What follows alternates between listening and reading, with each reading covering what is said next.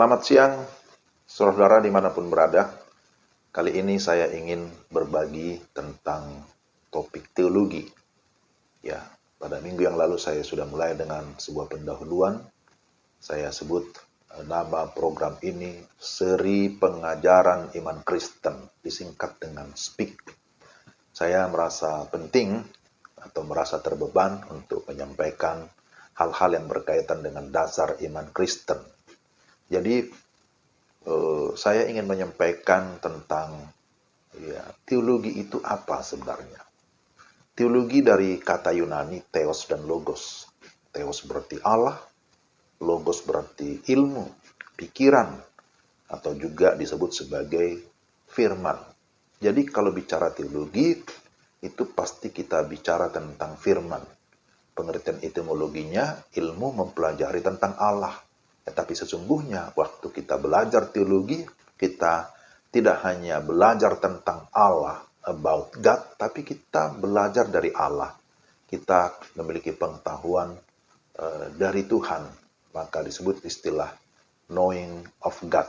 Saudara, definisi teologi, bahwa teologi adalah pengetahuan yang rasional tentang Allah dan hubungannya dengan karyanya, dengan segala ciptaannya sebagaimana dipaparkan oleh Alkitab.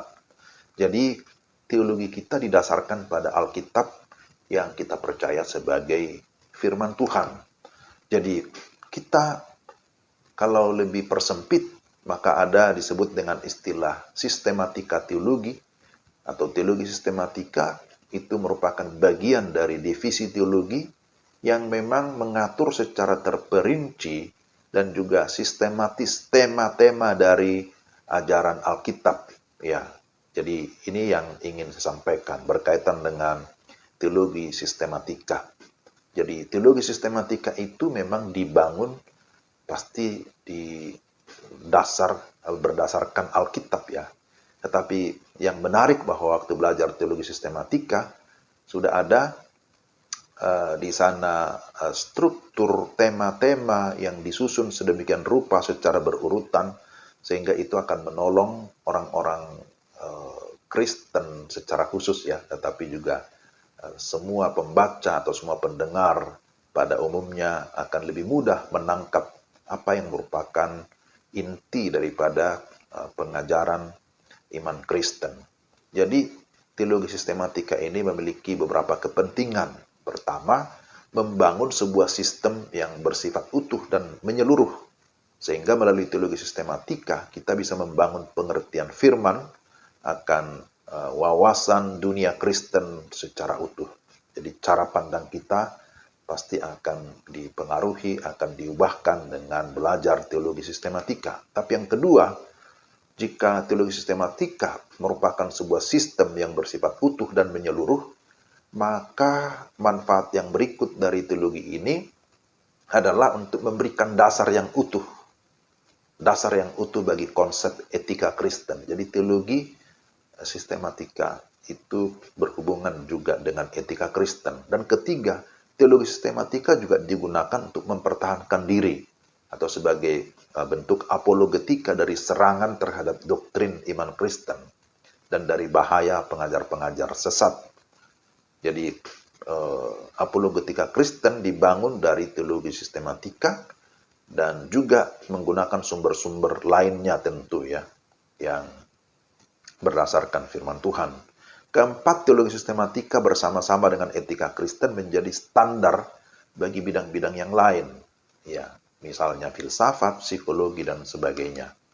Sehingga memang belajar teologi sistematika itu ya adalah sesuatu yang menarik dan sangat-sangat penting. Ada seorang teolog namanya Wayne Grudem berkata bahwa kita belajar teologi memiliki dasar.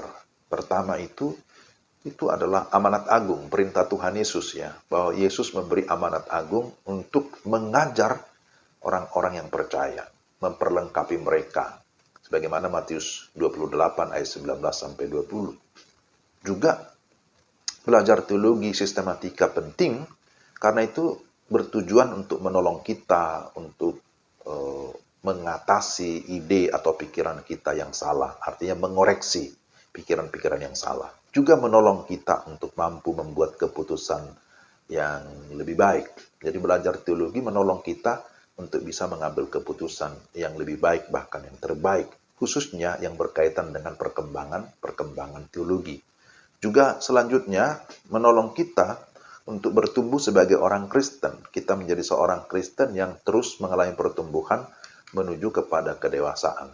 Jadi kalau ditanya mengapa harus sistematis, ya memang kita ini adalah makhluk ciptaan yang berasio ya, yang memiliki pola pikir, kecenderungannya ya maunya sistematis. Sebagaimana Allah juga yang menciptakan begitu sistematis. Nah, sifat Allah sendiri menuntut ya sifat Alkitab maksudnya ya. Sifat Alkitab itu juga menuntut untuk disusun secara sistematis. Karena kalau kita membaca Alkitab kita, kebenaran itu tersebar secara acak di seluruh bagian Alkitab, dari Kejadian sampai Wahyu, sehingga perlu ada sistematika, ya perlu disusun secara sistematis, sehingga itu akan menolong kita di dalam memahami Alkitab secara keseluruhan. Alkitab adalah sumber doktrin Kristen. Ya, tugas orang Kristen adalah untuk menjelaskan doktrin atau ajaran itu dalam sistematika yang baik, di dalam konteks yang tepat, sehingga dapat menjawab pertanyaan. Pertanyaannya apa? Apa yang diajarkan oleh Alkitab kepada kita untuk zaman ini? Ya. Alkitab adalah pedoman hidup Kristen. Ya. Mengerti teologi bukan hanya sekedar sebagai pengetahuan teoritis, tetapi juga sebagai gaya hidup yang berintegritas.